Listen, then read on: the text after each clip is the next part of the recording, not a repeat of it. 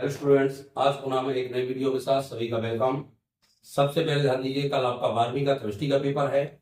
उसी के लिए आज महत्वपूर्ण मैं आपके एक एक नंबर के क्वेश्चन बनाने जा रहा हूं। उन पर आप ध्यान देते जाइए और मेरी वीडियो को देखिए। लेटे लेटे पढ़ते जाएंगे तो आपसे विकल्प परीक्षा में बन जाएंगे। जैसे पहला आता है, एल्डिहाइड में अल्फा हाइड्रोजन प्रकृति होती है। एल्डिहाइड में अल्फा हाइड्रोजन प्रकृति होती है। प्रकृति होती है। ये आता है विकल्प में, कुछ भी कहता है तो आपको पता होना चाहिए कैसी प्रकृति होती है इसकी। अम्लीय। आंसर में 4 विकल्प आते हैं तो आपको क्या लिखना है? अम्लीय प्रकृति होती है। एल्डिहाइड में जब अल्फा हाइड्रोजन की प्रकृति होगी तो कैसी होगी? अम्लीय होती है। दूसरा ध्यान दीजिए, 5 ग्राम NaOH, बहुत क्वेश्चन आता है वाला। NaOH 250 ml विलयन में घुला है। विलयन में घुला है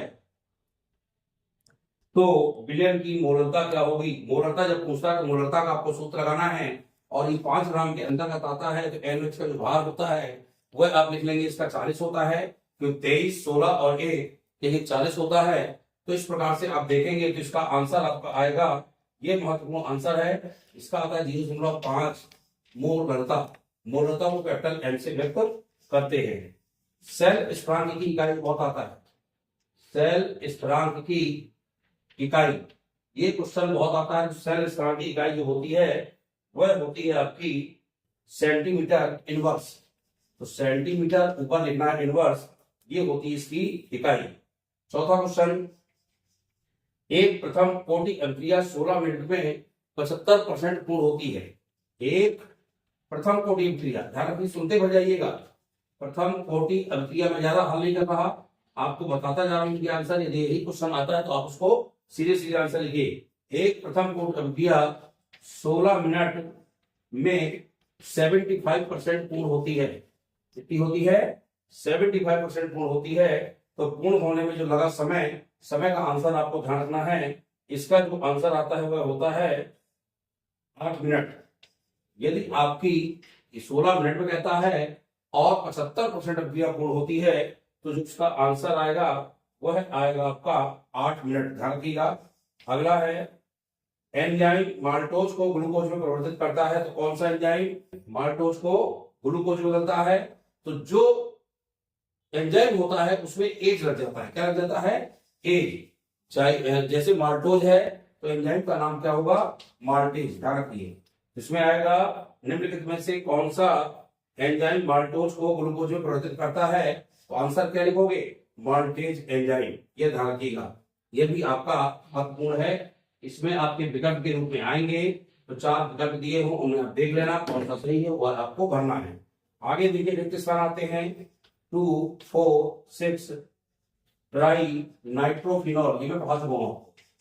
ट्राई नाइट्रोफिनॉल, ट्राई नाइट्रो का मतलब है 2 में लगेगा, 4 में लगेगा और 6 में लगेगा। क्या लगेगा? नाइट्रो। नाइट्रो क्या होता है? यदि देखें तो ये NO2 होता है।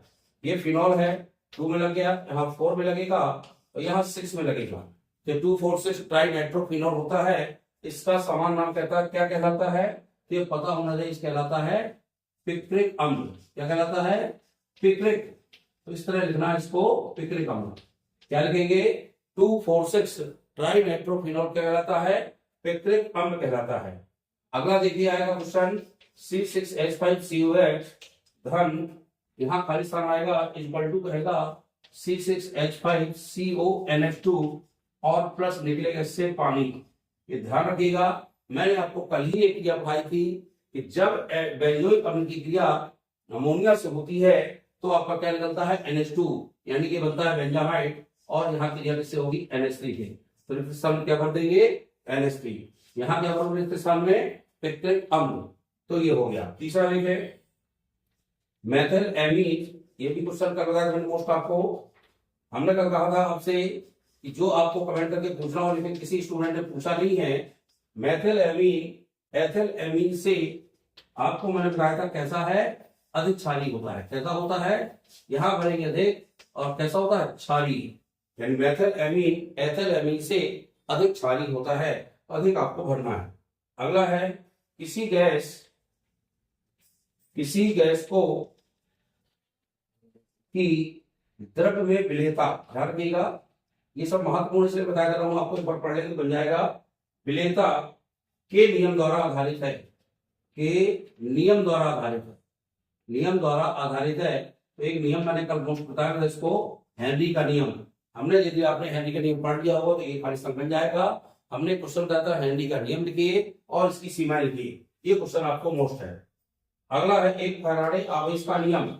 एक फैराडे आवेश का मान, तो ये सबको पता होगा कितना होता है, 96,500 कूलम। क्या होता है, ये कूलम में होता है। जब एक फैराडे का मान पूछा जाता है तो ये 96,500 कूलम होता है, ये आपको ध्यान रखना है।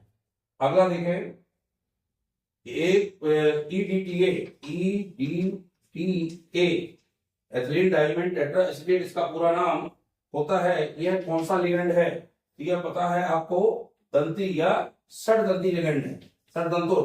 षडदंती कह दो या षटदंतुर कह सकते हैं, यह षटदंतुर लिगेंड है। कौन सा, EDTA ethylene diamine tetra acetate, ये कौन सा एमीन कहलाता है, ये षटदंतुर होता है।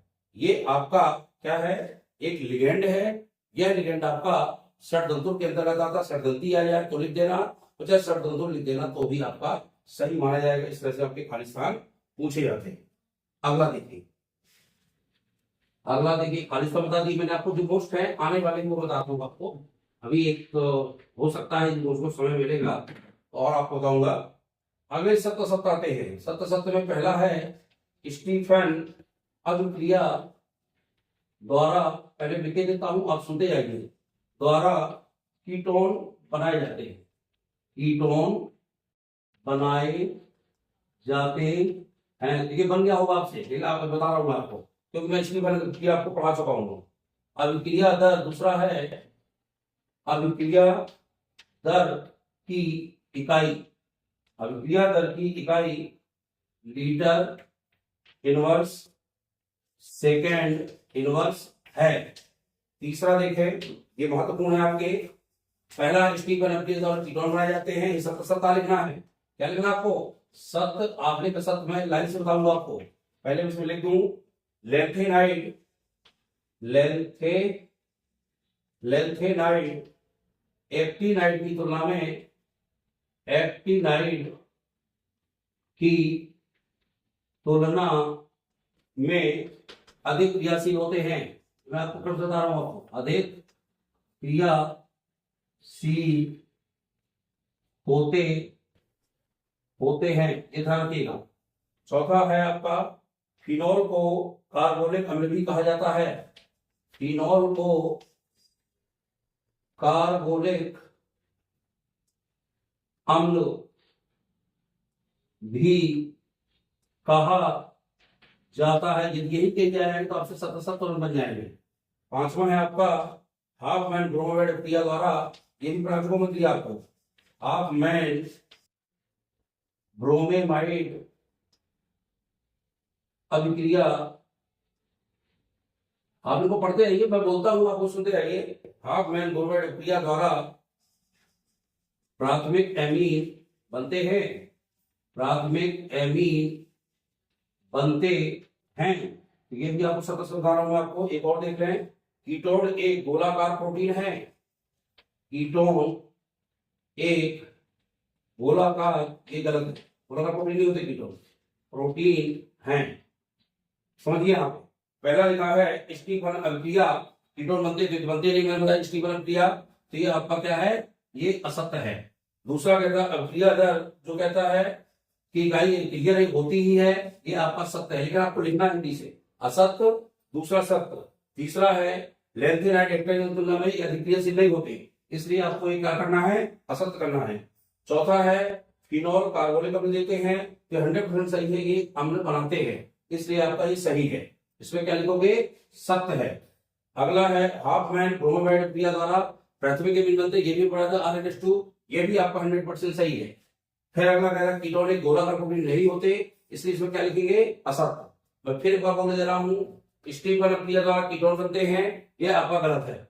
अभिक्रिया दर की इकाई लीटर सेकेंड इनवर्स होती है, ये सही है। लेंथेनाइड एक्टिनाइड की तुलना में अधिक क्रियाशील होते, गलत है। फिनॉल एक कार्बोनिक अम्ल देता है, ये 100% सही है। हाफ मैन ब्रोमाइड द्वारा प्राथमिक कीटोन बनता है, ये भी सही है। कीटोन एक गोलाकार प्रोटीन है, लेकिन ये आपका पूर्ण रूप में गलत है। ये आपका तीसरा खाली सत्य में आता है। छठवां आपको विकल्प तो आपको उतारना नहीं है, सीधे आंसर लिखना है। नंबर 1 2 3 करके आपको सत्य लिखते जाना है, तो आपसे ये बन जाएंगे। अगला बता दूं मैं आपको, एफ ब्लॉक के तत्वों का समान इलेक्ट्रॉनिक विन्यास। एक क्वेश्चन आता है, एफ ब्लॉक के तत्वों का समान इलेक्ट्रॉनिक विन्यास में बताया अंतर आप लोग याद कर रहे हैं तो अपने आप बन जाएगा। एफ तत्वों का जो विन्यास होता है वो होता है n-2 F1 से 14 तक, और यहाँ D1 2 यहाँ आ जाएगा पूरा 2 और NH2। ये आपका क्या कहलाएगा, लैंथेनाइड तत्वों का इलेक्ट्रॉनिक विन्यास। ये आपको लिख लेना है, ये सब याद ही हो गया आपको। अगला है उप सहसंयोजक यौगिकों का सिद्धांत किसने प्रतिपादित किया। उप सहसंयोजक यौगिकों का सिद्धांत बर्नर ने दिया था, तो बर्नर लिखना है। उप सहसंयोजक सिद्धांत का प्रतिपादन किसने किया, बर्नर ने किया। बर्नर एक वैज्ञानिक है। अगला है फार्मलिन की परिभाषा लिखी, ये बहुत इंपॉर्टेंट है।